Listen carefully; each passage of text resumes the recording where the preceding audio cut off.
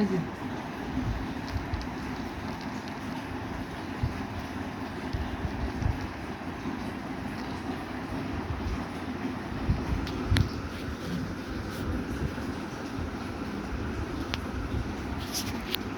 বিছানায় যাও, বিছানায়।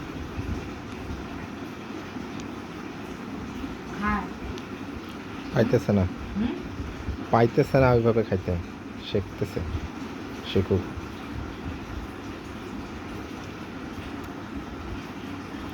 এখনো যে ফাটায় খাবে সেটা বুঝতেছে না।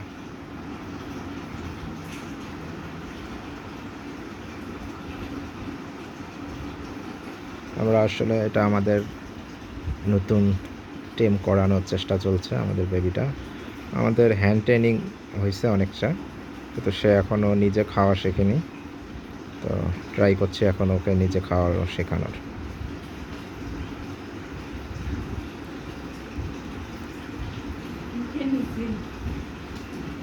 আসলে ও এখনও বীজগুলোকে কীভাবে ফাটাতে হবে সেটা এখনও ট্রাই করছে, শিখতে সময় লাগবে। যেহেতু ও হ্যান্ড ফিডিংয়েই অভ্যস্ত, আমরা ওকে হ্যান্ড ফিডিং করাতাম, তো সেই হ্যান্ড ফিডিংয়ের অভ্যাস থেকে এই যে অনেক বেশি সময় লাগবে না, এটা প্রকৃতিগত কারণেই এদের জানা আছে।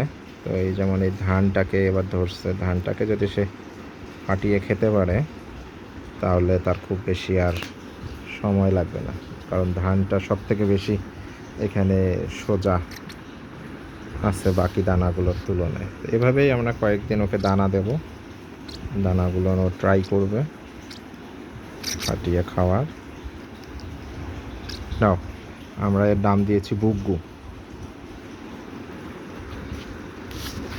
খুবই কিউট একটা বার্ড, আমাদের নিজের বাসায় হ্যাচ হয়েছিল আমাদের লাভবার্ডের কলোনিতে, সেখান থেকে নিয়ে আসা হয়েছে।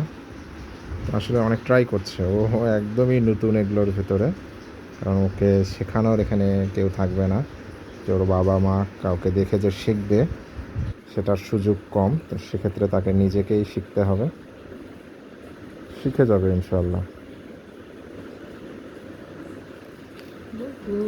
সরো সরো, তোমাকে আমাদের কিছু দিতে হবে না, ওই ধান নিচ্ছে একটা, ধান দিয়ে শিখতেছে। সরো,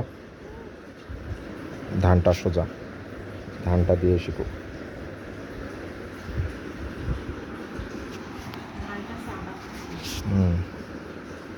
এটা ফাটানোর চেষ্টা করতেছে, গিলবে না, এটা গিলবে না, এটা ফাটাবেও। আল্লাহ, ধানটাও হইছে, চেনটাও হইছে। আরে না রে, ধানটা আছে রে পায়ের কাছে, দেখে না, ওই যে আছে।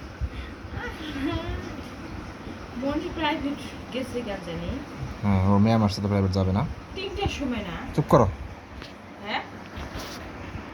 তো আপনারাও যারা নিজেদের শখের জন্য বার্ডকে টেম করাতে চান তারা আমাদের চ্যানেলটিকে ফলো দিয়ে রাখতে পারেন, আমাদের চ্যানেলটিকে সাবস্ক্রাইব করতে পারেন। আমি আগামীতে একে আমরা কিভাবে টেম করাচ্ছি এবং কি কি খাবার দিচ্ছি, একদম জিরো কস্টিংয়ে হ্যান্ড ফিড খাবার কিভাবে আপনারা বানাতে পারবেন, জাস্ট ওর বাবা মা যা খায় সেগুলো দিয়ে কিভাবে হ্যান্ড ফিড বানিয়ে আমি একে বড় করলাম এ পর্যন্ত। এ কিন্তু একদম ছোট নিয়ে এসেছিলাম একে, গায়ে হালকা লোম ছিল ওই সময়। তো আমি আপনাদের সাথে আমার এক্সপিরিয়েন্সগুলো শেয়ার করব ইনশাল্লাহ। আপনারা যারা বার্ড টেম করাতে চান তাদের জন্য অনেক উপকারী হবে। এইখানে একে আমি কাপড়ের টুকরাটা দেওয়া হয়েছে, এখানে খুব সুন্দর করে ওরা ও মজা করে। তো আসলে পশু পাখি সবাই ভালোবাসে, আবার অনেকে এটাকে নেগেটিভভাবে দেখে বা নোংরা করবে বলে ভাবে, অনেক সময় করে দেয়। কিন্তু আসলে এটা একটা জিনিসের ভালোবাসা, কিছু না কিছু ক্ষেত্রে একটু কম্প্রোমাইজ করতেই হয়। তো আজ এ পর্যন্তই, সবাই ভালো থাকবেন। আসসালামু আলাইকুম।